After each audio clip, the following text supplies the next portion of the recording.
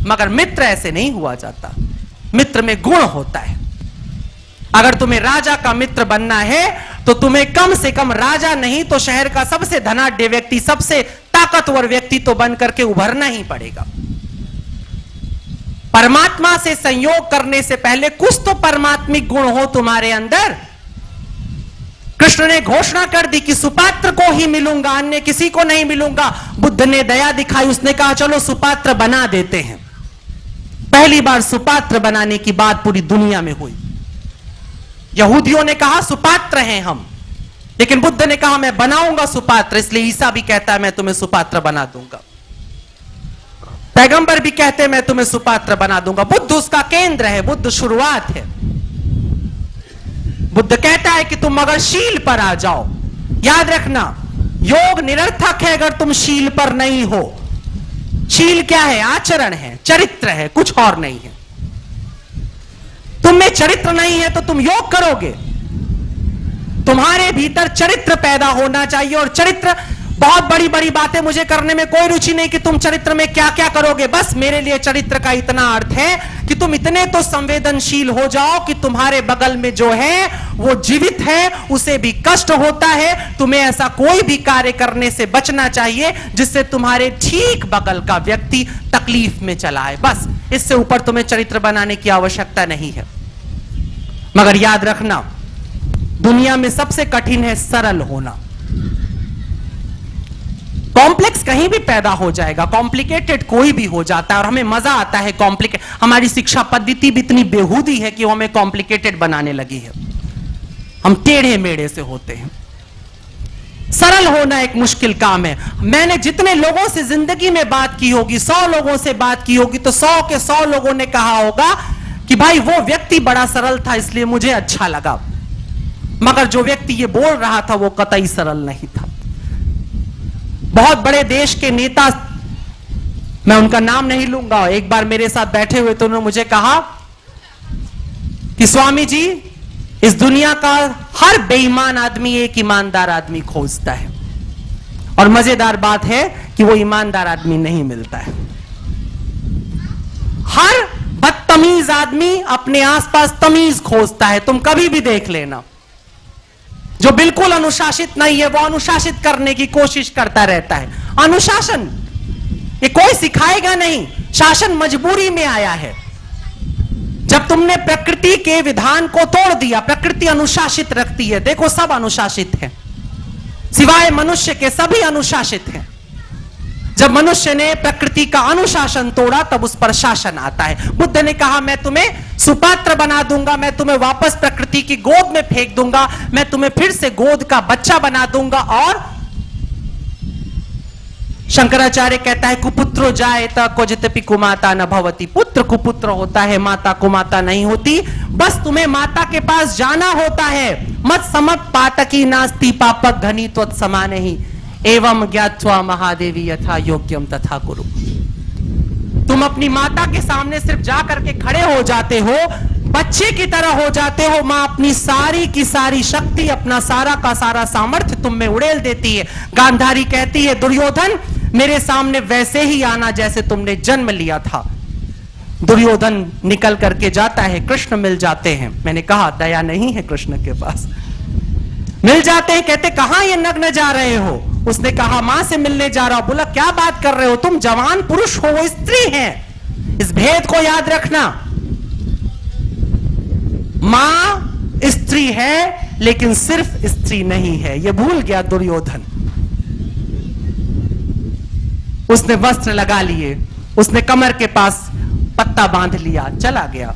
मां ने खोल दिया, पट्टी हटा दी आंखों से, शरीर वज्र का बन गया, लेकिन कमर और जांग तक का हिस्सा वैसा ही कमजोर रह गया। मां ने कहा ये क्या किया? मैंने तुझे कहा था जैसे तूने जन्म लिया था वैसा ही मेरे सामने आ। उसने कहा अवस्था बदल गई, आयु बदल गई। उसने कहा मां सिर्फ मां होती है। प्रकृति के पास ठीक ऐसे ही जाना। तुम लोग सब दुर्योधन बन जाओगे यदि यम और नियम नहीं किया और आसन में चले गए, वैसे ही तुम्हारे मृत्यु का स्थान सुरक्षित रह जाएगा। याद रखना, तुम्हारे टूटने की जगह बची रह जाएगी। अगर तुम्हें प्रकृति की तरफ लौटना है तो पूरी तरह से अबोध होकर के, ईसा कहता है बाइबल में कि और मेरे पिता के साम्राज्य में वही प्रवेश करेगा जो बच्चों के जैसा होगा। बच्चा महावीर, देखो कैसा सुंदर नाम है। अगर तुम वेद के अंदर योग ढूंढोगे तो उसकी शुरुआत, उसकी पहली झलक तुमको ऋषभ देव से मिलती है। ये जैन परंपरा की बड़ी महान खोज है जिसे हम योग और ध्यान कहते हैं। अनगढ़ था पतंजलि से, ऐसा नहीं कि पतंजलि ने योग को जन्मा, ये मत समझना। योग तो पूरी दुनिया में था, टोक्यो से लेकर के होनोलुलु तक हर जगह फैला हुआ था योग, अपनी अपनी तरह से। पतंजलि ने उसे परिष्कृत किया, उसको शास्त्रीय कर दिया, इतना काम किया है। ऋषभदेव उसका प्रारंभ कर रहे हैं, वेद ने उसके बारे में समझाना शुरू किया है और महावीर उसके चरम पे चले जाते हैं। महावीर नग्न हो जाते हैं, इसलिए महावीर हैं। वस्त्र उतार करके फेंक देते हैं, पागल नहीं है, फ्राइडीय बीमारियों से ग्रस्त नहीं है। वस्त्र इसलिए उतार करके फेंक देते हैं महावीर क्योंकि वस्त्र कायर पहनता है। जिसका अपनी इंद्रियों पर वश नहीं होता है उसे वस्त्र की आवश्यकता होती है, आवरण की आवश्यकता होती है कि कहीं वो फूहड़ ना हो जाए, अश्लील ना हो जाए। बच्चा अपनी नग्नता का मजा लेता है, क्यों? क्योंकि बच्चा प्रकृति में अनुशासित है, तुम प्रकृति में अनुशासित नहीं हो। सन्यासी प्रकृति में अनुशासित हो जाता है तो नागा हो जाता है। मैं ये नहीं कह रहा हूं कि तुम सबको नागा होना है, मैं केवल इतना कहना चाहता हूं कि प्रकृति की तरफ लौट रहे हो तो याद रखना कि तुम्हें अनुशासित होकर शील के साथ लौटना है, चरित्र के साथ लौटना है। और मैं अपने जहन से, हो सकता है मैं 100 बार गलत हूं, 1000 बार गलत हूं, लेकिन अब तक जो मैंने जाना है, मुझे लगता है चरित्र के लिए एक ही गुण का विकास करना बहुत होगा, संवेदना, और कुछ नहीं। तुम संवेदनशील हो जाओ बस, कहीं अपना समय मत बर्बाद करो। यदि तुम्हें लग रहा है कि मैं 2 कौड़ी की बकवास कर रहा हूं तो क्यों अपना अमूल्य जीवन यहां बर्बाद करना चाहते हो? कहीं भी आनंद लो, इतना सुंदर सुरम में तट है, हवा चल रही है, ऑक्सीजन लो, खींचो, जो मन कर रहा है। अपने प्रेमी प्रेमिकाओं के साथ आनंद मनाओ, आइसक्रीम खाओ, कुछ भी करो, मुझे गालियां दो पीछे जा करके, लेकिन कम से कम इस स्थान पर, इस स्थान की गरिमा को बना लो। ये सुबह बनारस है, शाम को सुबह बनारस बड़ी मुश्किल से होता है, लेकिन आज हो रहा है सुबह बनारस। यही है बनारस की सुबह। ये एक ऐसा शहर है जो सुबह भी जागता है, शाम को भी जागता है, सुबह भी जगाता है, शाम को भी जगाता है। शिव कभी सोता नहीं, शिव का नगर भी कभी नहीं सोता है। शिव महान योगी है, योगियों का योगी है। और शिव से तुम्हें क्या सीखने को मिला? शिव आशुतोष है, जरा सी बात पे प्रसन्न है, आनंदित है, मस्त है, कुछ भी दे दो। क्या देते हो तुम शिव को? शास्त्र ने कहा शिव के प्रसाद, शिव प्रसाद वर्जित है, मत लेना। तो लोगों ने क्या किया? विश्वनाथ जी में चढ़ा के प्रसाद खाना बंद कर दिया, कहा नहीं नहीं शिव ना ना, वो तो तुम्हारा चढ़ावा है, तुम तो मालपुआ चढ़ाओ, खीर चढ़ाओ, फिर खा जाओ। शिव प्रसाद हमारे यहां गिन दिए गए, वो सब जिसमें टॉक्सिन, जिसमें जहर है, उन सबको हमने शिव के हवाले कर दिया। सब कुछ धतूरा दे दिया, भांग दे दिया। सावन भादों में दूध जो है वो जहर की तरह होता है, तो हमने वो दे दिया भगवान। ये मत समझ, आजकल बहुत लोग फिल्में देख रहे हैं, ओ माय गॉड और क्या क्या, तो वो क्या करते हैं, पैकेट के अंदर ले जाकर के दूध चढ़ाते हैं। ये कृपा मत करो, भगवान को पैकेट में दूध नहीं चाहिए। मत जाओ, मत चढ़ाओ, किसने कहा है चढ़ाना? चढ़ाओ तो वैसे ही चढ़ाओ जैसा कि नियम है। सावन और भादो बरसात के महीने में आयुर्वेदिक परंपरा के अनुसार दूध वर्जित होता है, इसलिए दूध को ले जाकर के शिव के ऊपर चढ़ा दिया जाता है। शिव के ऊपर जो चीजें चढ़ती हैं वो सब विष हैं, लेकिन वो सारा विष अभी पब में है, अभी बार में है, अभी हॉस्टल्स में मिल जाएगा, लोगों के घरों में मिल जाएगा। हशीश लेंगे, बीड्स लेंगे, नशा करेंगे। सुबह से शाम तक बनारस में नशा हो रहा है। जो यूथ आ रहा है, नया यूथ जो बनारस आता है, वो कहता है चलो थोड़ा सा घाट पे हम लोग थोड़ा सा मजा करते हैं। घाट पे क्या मजा करने आए थे? घाट अपने आप में काफी है मजा लेने के लिए। बैठो, देखो नदी की धारा। बुद्ध नदी की धारा देखकर बुद्ध हो गया, डैनीज नदी की धारा में पैर रख करके प्रदीप्त हो गया, और तुम बीड मार रहे हो, तुम बगल बैठ करके चरस निकालते हो, सिगरेट के अंदर का तंबाकू गिराते हो, भरते हो, फिर कहते हो ओ महादेव। ये है इसको तुम कहते हो धार्मिक, इसको तुम कहते हो महादेव का। शर्म आनी चाहिए। तुम्हारे कंप्यूटर, तुम्हारे लैपटॉप के ऊपर चरस पीता भगवान है। भगवान ने चरस पिया है। भगवान ने उन सब चीजों को उठा लिया। भगवान ने उन सब चीजों को हटा लिया तुम्हारे सामने से जो तुम्हारा नुकसान कर सकती थी, जो तुम्हें अकाल मृत्यु के हाथ में धकेल सकती थी। शिव मृत्यु से बचाने के लिए है, मृत्युंजय है। योग करना है तो तुमको उन सब चीजों का त्याग करना पड़ेगा जो मृत्यु की तरफ ले जाती हैं। तो ऐसा मत करना कि सुबह तुमने प्राणायाम किया और 1 घंटे के बाद तुमने सिगरेट फूंक ली, वो 2 गुना जहर बनने वाला है। योग करना तो तय करना कि तुम्हें जितनी तरह की निकोटीन है, कैफीन है, तुम्हें उससे धीरे धीरे अपनी दूरी बना लेनी है। बन जाए तब जाना। बड़ा मुश्किल होता है अपनी गंदी आदतों को छोड़ना। रमजान का महीना है, पैगंबर मोहम्मद साहब के बारे में एक जिक्र करना चाहता हूं कि पैगंबर मोहम्मद साहब बैठे हुए थे। एक बूढ़ी महिला आती है, आकर के कहती है, पैगंबर साहब, ये जो मेरा नाती है, ये जो मेरा नवासा है, इसे सिरका पीने की बड़ी गंदी बीमारी है, आप मना कर दीजिए, ये छोड़ देगा। पैगंबर साहब कहते हैं कि तुम 1 महीने के बाद आना।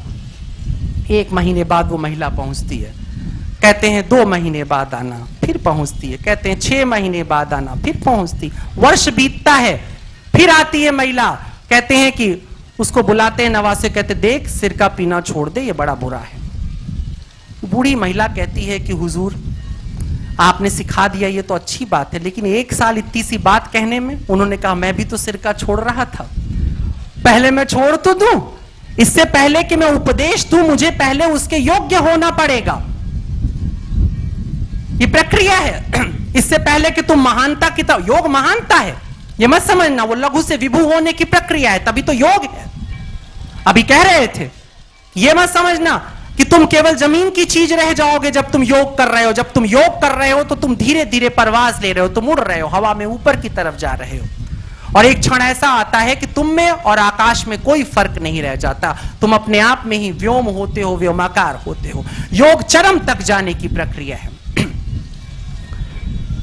मेरा इतना ही निवेदन है आप सबसे, आप सब महान हैं, आप सब के भीतर उतनी ही जीवात्मा है, उतना ही विवेक है। वो सब चेतना जितनी मुझ में है, आचार्य जी में है, या पिछले लोगों में, बहुत बड़े बड़े लोगों में, वो सब आप में है। कोई अंतर नहीं है आप में और उन लोगों में, लेकिन एक जरा सा अंतर है, उनके पास संकल्प था। हां, यहां पर एक बात पैदा हो जाती है कि योग तुम्हारे संकल्प को दृढ़ करने की ताकत देता है। यदि तुम निरंतर योगाभ्यास कर रहे हो तो उन व्यक्तियों से जो योगाभ्यास नहीं करते हैं, ध्यान नहीं करते, उनकी अपेक्षा ज्यादा दृढ़ प्रतिज्ञ व्यक्ति होते हो। तुम्हारी संकल्प शक्ति उनसे कई गुना ज्यादा होती है। योग तुम्हें कंसंट्रेट करने की ताकत देता है, एकाग्रचित्तता देता है। इसलिए आप सब योग को अपनाइए, लेकिन इसके साथ कि आपको अपने चरित्र का विकास भी करना है। शरीर की रक्षा, शरीर का स्वास्थ्य, शरीर का सौंदर्य है, वो उत्पाद है, वो हो ही जाएगा, उसके लिए चिंता मत करिए, वो बाय प्रोडक्ट है।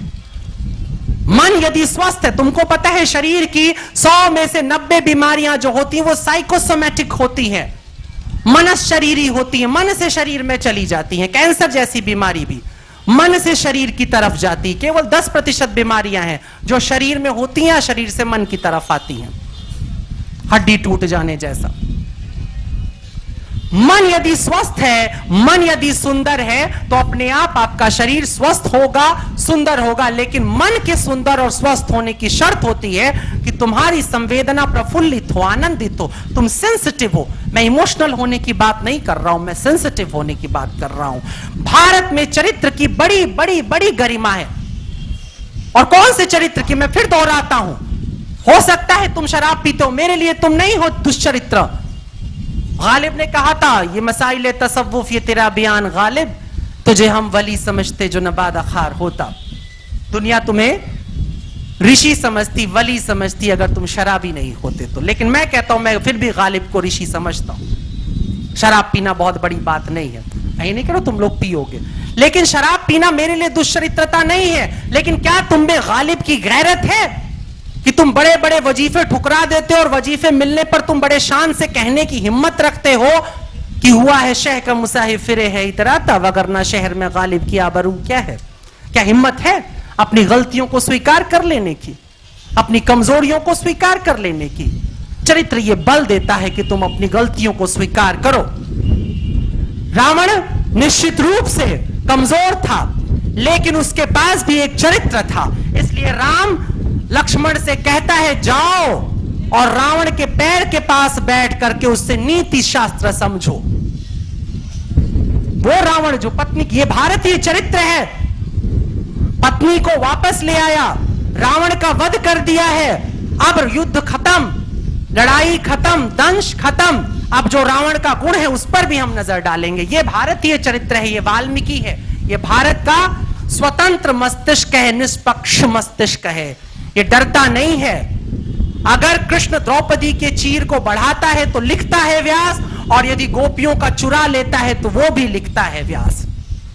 डरता नहीं है चरित्र, डरता नहीं है। चरित्र में साहस होता है, और याद रखना साहस केवल दो चीजों से पैदा होता है, ज्ञान से और प्रेम से। तीसरी कोई अवस्था नहीं है जिसमें तुम साहसी हो सको। केवल प्रेम तुम्हें साहसी बनाता है अथवा ज्ञान बनाता है। और ज्ञान कौन सा ज्ञान? मैंने एमबीए कर लिया इसलिए मेरे अंदर साहस आ जाएगा? नहीं, मेरा साहस फिर एक क्षेत्र का हो जाएगा। मैंने डॉक्टरी कर ली, मैंने एमबीबीएस कर लिया, मेरा साहस एक क्षेत्र का हो जाएगा। देखा है ना साहस ज्ञान कैसे बढ़ाता है। अगर तुम एक एमबीबीएस डॉक्टर हो तो तुम आसानी से बुखार या किसी मरीज को देखते हुए लिख देते हो दवा बिना डरे हो कि ये खिला दो ये ठीक हो जाएगा। मैं नहीं लिख सकता हूं। ज्ञान साहस देता है। जीवन का ज्ञान पाने पर जीवन के अंदर साहस की उत्पत्ति हो जाती है। तो सहज रास्ता भी चुनो। सहज रास्ता प्रेम का है। ज्ञान बड़ा मुश्किल है, दुर्लभ है, कम लोगों को मिलता है, मगर प्रेम मिल सकता है। प्रेम व्यक्तिगत नहीं, एक व्यक्ति के प्रति प्रेम की बात नहीं कर रहा हूं, समष्टि के प्रति कह रहा हूं, संसार के प्रति कह रहा हूं। जब तुम इस प्रकृति के प्रति एक संवेदना पैदा करते हो, एक प्रेम पैदा करते हो, करुणा पैदा करते हो, तो तुम में अदम्य साहस होता है। तुम भयग्रस्त नहीं होते, तुमको किसी से किसी भी बात का डर नहीं होता, क्योंकि तुम जानते हो कि तुम्हारी रक्षा करने के लिए, तुम्हारे साथ साथ चलने के लिए संपूर्ण प्रकृति लगी हुई है। ये साहस तुम में पैदा होता है। योग इसका नाम है। तुम अकेले नहीं हो, तुम्हारे साथ परमात्मा चल रहा है। तुम अकेले नहीं हो, तुम्हारे साथ 12 राशियां और 9 ग्रह चल रहे हैं, 27 नक्षत्र चल रहे हैं। तुम अकेले नहीं हो, ये 5 तत्व तुम्हारे साथ चल रहे हैं। तुम अकेले नहीं हो, तुम्हारे साथ तुम्हारे स्वजनों का आशीर्वाद चल रहा है, प्रेम चल रहा है। ये सामर्थ्य योग तुमको देता है। और जब तुम इस योग से परिपूर्ण हो जाते हो, सिर्फ उसी क्षण तुम इस योग्य होते हो कि तुम कहो कि हां अब मैं हूं योगी, योग करने के लिए तैयार साधक। फिर तुम महायोगी बनोगे कि परम योगी। उन उपाधियों को छोड़ो, उसमें जाने की आवश्यकता नहीं है। आसन लगाइए, आप सब आसन लगाइए, खूब आसन लगाइए, ध्यान करिए, जैसे मन करे ध्यान करिए, लेकिन संवेदना ना भूलिए। आसन लगाने के बाद दिन भर याद रखिएगा कल मुझे फिर आसन लगाना है। मेरा दिन भर का आचरण अनुशासित होना चाहिए। मेरा दिन भर का आचरण कहीं ना कहीं संवेदना से भरा हुआ होना चाहिए। मुझे परहित में भी सोचना है। मैं नहीं कह रहा हूं कि आपकी जेब का पैसा निकल करके दूसरों के हाथ में चला जाए। बस मेरा इतना कहना है कि आपकी जेब का पैसा सार्थक तरीके से समाज में घूमता रह जाए, इतनी गणना कर लीजिएगा, उतना ही बहुत है। भारत भिखारियों को पसंद नहीं करता था। भिक्षा एक अलग चीज है।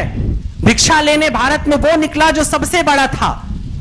भिक्षा मांगने की सबसे सुंदर पौराणिक आख्या जो मिलती है, स्वयं विष्णु उतरता है, वामन का रूप लेता है, हाथ में कशकोल लेता है, कटोरा पकड़ता है, भिक्षा पात्र लेता है, कहता लाओ भिक्षा दो। और भिक्षा में मांगता क्या है? भूमि, आकाश नहीं, ये तो उसकी लीला है। एक चीज उसे चाहिए थी, उसने वही बलि से मांगा। उसने कहा अपना अहंकार उतार करके डालो, तुम्हारे सिर पर पैर रखूंगा। ये भारत है, यहां भिक्षा देने वाला अपना सिर पैर पे रख देता था। ये जमी है मोहब्बत की, यहां मना है खता करना, सिर्फ सिजदे में गिरना है और अदब से दुआ करना। दान देते वक्त इस बात का ख्याल रखना कि कहीं तुम में ये बोध तो नहीं पैदा हो रहा है कि तुम किसी की मदद कर रहे हो, तुम किसी को दान दे रहे हो। यदि ऐसा हो रहा है तो तुम राजनीतिज्ञ हो, तुम सियासत करते हो। योग मदद का दिखावा नहीं है, योग चुपचाप मदद है।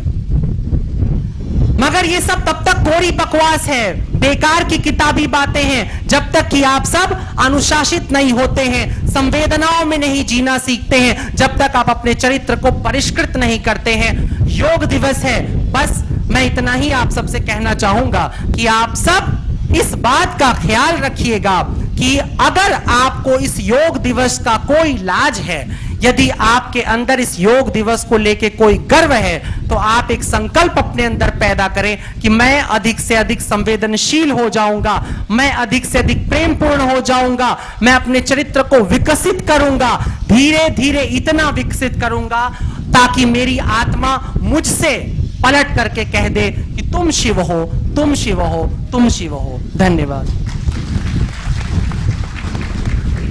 मैं आप सबसे एक और रिक्वेस्ट करूंगा, यदि आप में से आप सबके पास समय हो, और मैं आचार्य जी से भी रिक्वेस्ट करूंगा, चूंकि हवा बहुत है, समय भी बहुत हो चुका था, मन था मेरा कि कुछ ध्यान व्यान हो, लेकिन अब उतना अवसर नहीं है, तो मैं आचार्य जी को कष्ट दूंगा।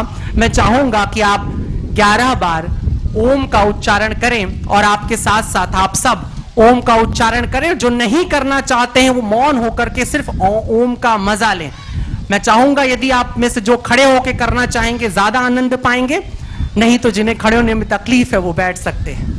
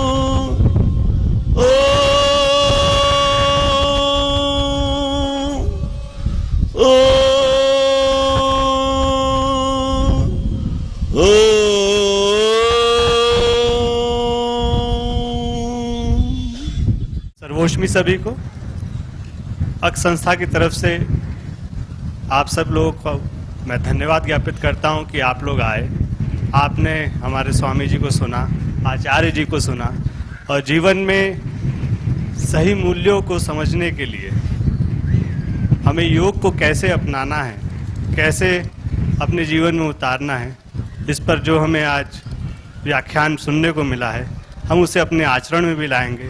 इसी संकल्प के साथ आज हम आपको धन्यवाद करते हैं। शुक्रिया। सर्वोष्मी।